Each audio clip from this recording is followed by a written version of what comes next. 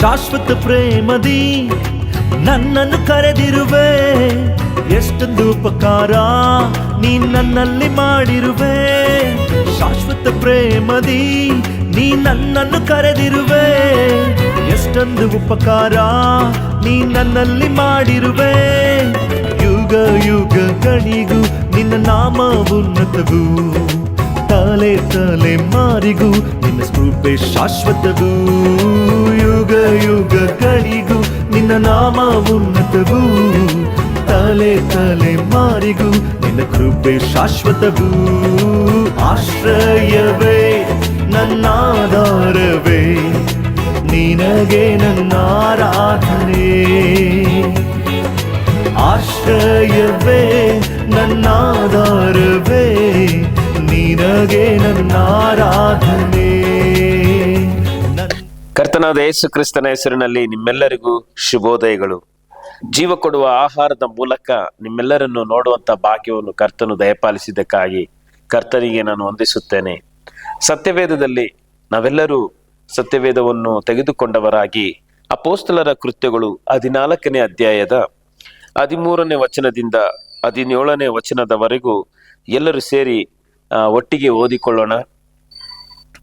ಊರ ಮುಂದಿದ್ದ ದ್ಯೌಸ್ ದೇವರ ದೇವಸ್ಥಾನದ ಪೂಜಾರಿಯು ಎತ್ತುಗಳನ್ನು ಹೂವಿನ ಹಾರಗಳನ್ನು ಊರ ಬಾಗಿಲಿನ ಹತ್ತರಕ್ಕೆ ತಂದು ಜನರೊಂದಿಗೆ ಅವರಿಗೆ ಬಲಿ ಕೊಡಬೇಕೆಂದಿದ್ದನು. ಇದನ್ನು ಕೇಳಿ ಅಪೊಸ್ತಲರಾದ ಬಾರ್ನಬ ಪೌಲರು ತಮ್ಮ ವಸ್ತ್ರಗಳನ್ನು ಹರಕೊಂಡು ಜನರ ಗುಂಪಿನೊಳಗೆ ಕೂಗುತ್ತಾ ನುಗ್ಗಿ, ಜನರೇ, ನೀವು ಮಾಡುವುದು ಇದೇನು? ನಾವು ಮನುಷ್ಯರು, ನಿಮ್ಮಂಥ ಸ್ವಭಾವವುಳ್ಳವರು. ನೀವು ಈ ವ್ಯರ್ಥವಾದ ಕೆಲಸಗಳನ್ನು ಬಿಟ್ಟು ಬಿಟ್ಟು ಭೂಮಿ ಆಕಾಶಗಳನ್ನು ಸಮುದ್ರವನ್ನು ಅವುಗಳಲ್ಲಿರುವ ಸಮಸ್ತವನ್ನು ನಿರ್ಮಾಣ ಮಾಡಿದ ಜೀವಸ್ವರೂಪನಾದ ದೇವರ ಕಡೆಗೆ ತಿರುಗಿಕೊಳ್ಳಬೇಕೆಂದು ಸುವಾರ್ತೆಯನ್ನು ನಿಮಗೆ ಸಾರಿ ಹೇಳುವವರಾಗಿದ್ದೇವೆ. ಗತಿಸಿ ಹೋದ ಕಾಲದಲ್ಲಿ ಆತನು ಎಲ್ಲಾ ಜನಾಂಗಗಳನ್ನು ತಮ್ಮ ತಮ್ಮ ಮನಸ್ಸಿಗೆ ತೋಚಿದ ಮಾರ್ಗಗಳಲ್ಲಿ ನಡೆಯುವುದಕ್ಕೆ ಬಿಟ್ಟನು. ಆದರೂ ಆತನು ತನ್ನ ವಿಷಯದಲ್ಲಿ ಸಾಕ್ಷಿ ಕೊಡದೇ ಇರಲಿಲ್ಲ. ನಿಮಗೆ ಆಕಾಶದಿಂದ ಮಳೆಯನ್ನು ಸುಗ್ಗಿ ಕಾಲಗಳನ್ನು ದಯಪಾಲಿಸಿ ಆಹಾರ ಕೊಟ್ಟು ನಿಮ್ಮ ಮನಸ್ಸುಗಳನ್ನು ಆನಂದದಿಂದ ತುಂಬಿಸಿ ಉಪಕಾರ ಮಾಡುತ್ತಾ ಬಂದವನು ಆತನೇ ಎಂದು ಹೇಳಿದರು. ಪ್ರಾರ್ಥನೆ ಮಾಡಿಕೊಳ್ಳೋಣ. ಪರಲೋಕದಲ್ಲಿರುವಂತಹ ಜೀವವುಳ್ಳ ಕರ್ತನೆ,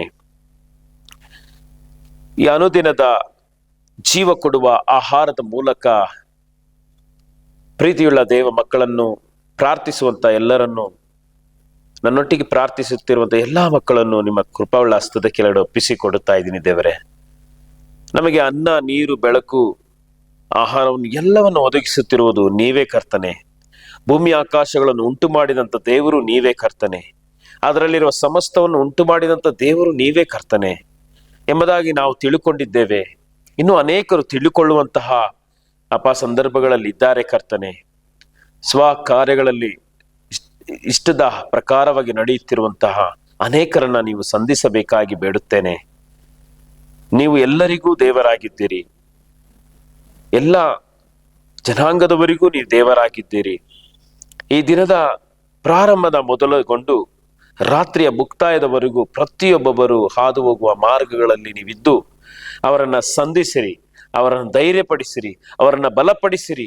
ಒಂದು ವೇಳೆ ಕೋರ್ಟಿಗಾಗಿ ಹೋಗುತ್ತಿರುವಾಗಲೂ, ಒಂದು ವೇಳೆ ಶಾಲಾ ಕಾಲೇಜುಗಳಿಗೆ ಪ್ರಯಾಣ ಬೆಳೆಸುವಾಗಲೂ ನಿನ್ನ ಸಾನ್ನಿಧ್ಯ ಅವರೊಟ್ಟಿಗೆ ಇರಲಿ ರಾಜ. ಅವರು ಹೋಗುವಾಗಲೂ ಶುಭ ಉಂಟಾಗಲಿ, ಬರುವಾಗಲೂ ಶುಭ ಉಂಟಾಗಲಿ. ನಿನ್ನ ಪ್ರಸನ್ನತೆ ಸಾನ್ನಿಧ್ಯದಿಂದ ಅವರನ್ನು ಮುನ್ನಡೆಸಿರಿ. ನಿಮ್ಮ ಕೃಪೆಯು ಸದಾಕಾಲ ಅವರೊಟ್ಟಿಗೆ ಇರಬೇಕೆಂಬುದಾಗಿ ನಾನು ಪ್ರಾರ್ಥಿಸುತ್ತಾ ಯೇಸುವಿನ ನಾಮದಲ್ಲಿ ಬೇಡುತ್ತೇನೆ, ಜೀವವುಳ್ಳ ತಂದೆ, ಆಮೇನ್. ಕರ್ತನು ನಿಮ್ಮೆಲ್ಲರನ್ನು ಆಶೀರ್ವದಿಸಲಿ.